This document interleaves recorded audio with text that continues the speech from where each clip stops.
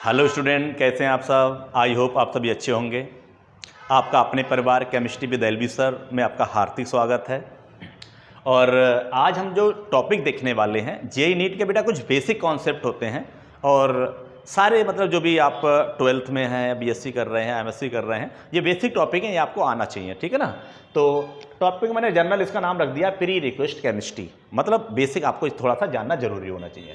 तो एक टॉपिक हमारे पास हम लोग आज हम आपको जो पढ़ाने वाले हैं या हम लोग आज जो पढ़ने वाले टॉपिक हैं वो आपका आइसोटोप्स है, आइसोबार्स और आपका हो गया आइसोडाइफर्स।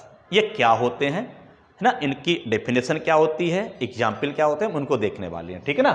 तो आइसोटोप्स को थोड़ा सा हम देख लेते हैं एक बार, फिर हम आपको अपने जनरल हिसाब से समझाते हैं। आइसोटोप्स हिंदी मीनिंग इसका होता है समस्थानिक। समस्थानिक जैसे लिखा हुआ है they are atoms of an element which have the same atomic number but differ in their mass number. मतलब किसी भी एलिमेंट में प्रेजेंट डिफरेंट एटम जिनका एटॉमिक नंबर सेम होता है लेकिन मास नंबर डिफरेंट होता है। मतलब कह सकता हूं हिंदी में कि जिनका परमाणु क्रमांक सेम होता है और परमाणु भार अलग अलग होता है, डिफरेंट होता है, उसको हम लोग बोलेंगे समस्थानिक।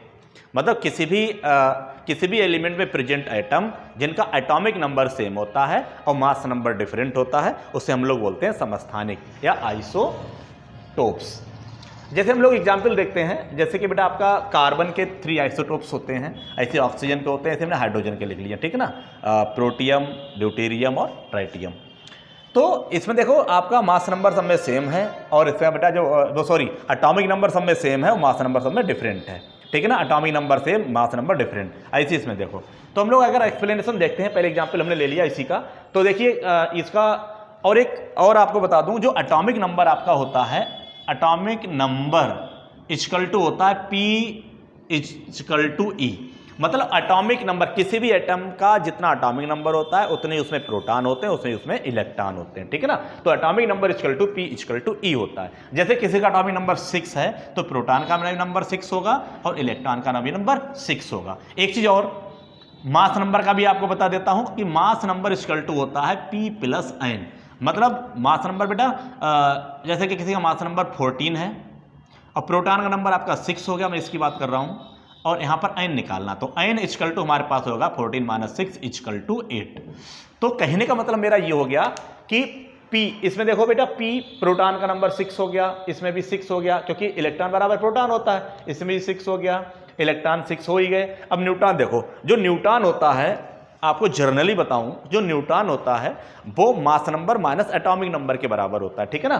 कि परमाणु भार में से परमाणु क्रमांक घटा दो तो उसका वो हमें न्यूट्रॉन मिल जाता है। जैसे कि 12 में से 6 गया आपका 6 बचा, 13 में से 6 गया आपका 7 बचा और 14 में से 6 गया आपका 8 बचा, ठीक है ना। ये आपका होगा न्यूट्रॉन का नंबर। तो हम लोग इसकी डेफिनेशन इस प्रकार से भी बोल सकते थे कि किसी भी एलिमेंट में प्रेजेंट डिफरेंट एटम जिसमें प्रेजेंट प्रोटॉन का नंबर, इलेक्ट्रॉन का नंबर सेम होता है बट न्यूट्रॉन का नंबर डिफरेंट होता है, क्या कहलाते हैं, आइसोटोप्स कहलाते हैं, ठीक है ना।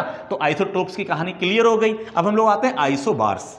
अब आइसोबार्स देखते हैं। आइसोबार्स तो लिखा हुआ है बेटा, आइसोबार्स का मतलब होता है हिंदी मीनिंग हम लोग बोले समस्थानिक। क्या होता है, समस्थानिक। अब समस्थानिक क्या होते हैं, वो सॉरी आइसोबार्स, समस्थानिक किसे कहते हैं, इसको बोलते हैं आइसोबार को समभारिक। सॉरी बेटा, इसको क्या बोलते हैं, समभारिक। जैसे लिखा हुआ, इसे अष्टन ने दिया था, इसे किसने दिया था, अष्टन ने दिया था। Isobar are the items of different which have the same mass which have the same mass number but different atomic number. मतलब किसी भी एलिमेंट में प्रेजेंट आइटम जिनके मास नंबर समान होते हैं और उनका परमाणु क्रमांक जो होता है वो डिफरेंट होता है, ठीक है ना। बात समझ में आ गई ना, कि किसी भी एलिमेंट में प्रेजेंट एटम जिनका मास नंबर सेम हो और एटॉमिक नंबर डिफरेंट हो, ठीक है ना। हम लोग एग्जांपल देखते हैं, जैसे कि हाइड्रोजन हो गया और ये आपका हीलियम हो गया, ये हीलियम का आइसोटोप्स है, ठीक है ना। वरना बोलो आप लोग 4 है 3 है, ये आइसोटोप्स है। अब यहां पर देखो, प्रोटॉन का नंबर बेटा 1 हो गया, इलेक्ट्रॉन का नंबर 1 हो गया, n इक्वल टू 2 हो गया, n इक्वल टू 2। कैसे? क्योंकि देखो मैंने आपसे बोला था कि atomic number equal to P equal to E, मतलब 6 बराबर 6 बराबर 6। जितना परमाणु क्रमांक होता है वही उसका प्रोटॉन का नंबर होता है, वही उसके इलेक्ट्रॉन का नंबर होता है। और जो न्यूट्रॉन होता है तो उसमें से 3 माइनस 1 करेंगे, 2 आएगा, ठीक है ना। परमाणु भार माइनस परमाणु क्रमांक बराबर किसके होता है? न्यूट्रॉन के नंबर 2 आ गया। ऐसे बेटा यहां पर देखेंगे भाई जो एटॉमिक नंबर होता है वही प्रोटॉन का नंबर होता है, वही इलेक्ट्रॉन का नंबर होता है। और n बराबर हमने लिख दिया 1, क्योंकि 3 माइनस 2 इक्वल टू 1 हो गया आपका, ठीक है। तो हम लोग क्या काम करेंगे? P plus n। देखो अभी मैंने बोला था जो मास नंबर होता है वो P प्लस n के बराबर होता है, तो आपका मास नंबर निकल आता है। तो हमारा मास नंबर निकल आया। ऐसे हम लोग दूसरा एग्जाम्पल देखते हैं, जैसे कि पोटेशियम हमने ले लिया, इधर कैल्शियम ले लिया, मतलब डिफरेंट आइटम जिनके एटॉमिक नंबर डिफरेंट होते हैं और मास नंबर सेम होता है, क्या कहलाते हैं? आइसोबार्स, मतलब समभारिक कहलाते हैं। अब इसमें देखेंगे बेटा, देखो परमाणु क्रमांक बराबर मैंने अभी बोला था प्रोटॉन बराबर इलेक्ट्रॉन, तो P 19 E 19 हो गया। लेकिन बेटा जो न्यूट्रॉन होता है 40 माइनस 19 21 हो गया। ऐसे इसका 20 और ये 40 माइनस 20 बराबर 20 हो गया। तो P plus E mass number 40 आ गया, इसका भी 40 आ गया, ठीक है ना। आप लोग मेरी बात समझ रहे हो ना? ठीक है। फिर आपसे एक बेटा विशेष रिक्वेस्ट है कि मेरे channel chemistry with LV sir आप लोग ज़्यादा से ज़्यादा सब्सक्राइब कीजिएगा और बेल आइकन जरूर दबा लीजिएगा, जिससे मेरे आगे आने वाले वीडियो का नोटिफिकेशन आपको प्राप्त हो जाए। लाइक जरूर दबाइएगा, जिससे कि मैं लाइक को देख के बेटा और ज़्यादा अपने आप में एक्साइटेड होता हूँ, ज़्यादा से ज़्यादा वीडियो बना पाऊँ, ठीक है ना, आपको बहुत अच्छे से टॉपिक को एक्सप्लेन कर पाऊँ, ठीक है ना। अब हमारा नेक्स्ट टॉपिक आता है आइसोडाइपर, ठीक है ना। आइसोडाइपर क्या होते हैं? लिखा हुआ they are the item of different element, the atom of different element which have equal difference in number of neutron and proton। ध्यान से पढ़ेंगे बेटा इसके लिए। देखिए मतलब डिफरेंट आइटम, ठीक है ना। लिखा हुआ they are the items of different element which the equal difference in number of neutron and proton. मतलब कहने का ये हो गया डिफरेंट आइटम्स में क्या होगा, वो n मतलब n माइनस p का डिफरेंस होगा, वो इक्वल होगा, वो इक्वल आएगा। जैसे मैं आपको एग्जांपल समझाता हूं। देखिए जैसे कि हमने b का लिख लिया एटॉमिक नंबर 5, ये हमारा का मास नंबर हो गया। ऐसे हमने कार्बन लिख लिया, ठीक है ना। आप लोग सब जानते हो, बार बार आपसे मैं कह रहा हूं कि एटॉमिक नंबर बराबर होता है प्रोटॉन बराबर इलेक्ट्रॉन। तो जितना एटॉमिक नंबर होता है उतना इलेक्ट्रॉन का नंबर होता है, उतना ही प्रोटॉन का नंबर होता है। और मास नंबर बराबर P प्लस n के होता है। तो वही देखेंगे, देखो बेटा यहाँ पर P बराबर आपका 5 हो गया, E बराबर भी 5 हो गया। लेकिन जो न्यूट्रॉन होता है वो mass number minus atomic number, मतलब परमाणु भार माइनस परमाणु, मतलब इसमें से इसको घटाना होता है, वो न्यूट्रॉन आ जाता है। तो देखो न्यूट्रॉन नंबर बेटा कितना हो गया, 11 माइनस 5 6 हो गया। इधर आपका 13 माइनस 6, इधर कितना हो गया 7 हो गया।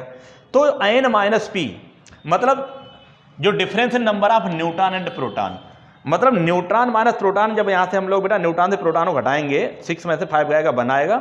ऐसे बेटा यहाँ पर देखिएगा n आपका 7 है, 7 में 6 जाएगा, बनाएगा। मतलब डिफरेंट आइटम का जो n माइनस p होता है वो सेम आता है।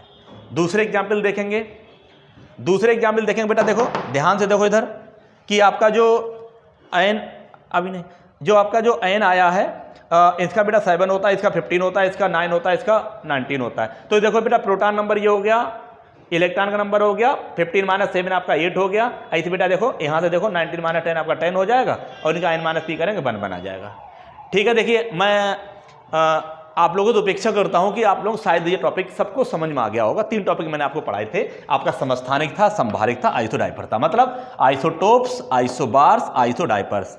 क्वेश्चन आपके टीजीटी पीजीटी में भी बन जाते हैं यहाँ से, तो आप लोग थोड़ा सा ध्यान रखिएगा, ठीक है। फिर आपसे बेटा एक बेसिक एक जनरल रिक्वेस्ट है आपसे बेटा, हमारे चैनल को ज़्यादा से ज़्यादा सब्सक्राइब कीजिएगा। जितने भी आपके स्टडी रिलेटेड आपके ग्रुप्स हैं उसमें आपको हमारे चैनल का लिंक फॉरवर्ड कर दीजिएगा, ठीक है ना, जिससे जो भी केमिस्ट्री पढ़ना चाहते हैं उनको हमारा लिंक मिल सके, ठीक है। जय हिंद।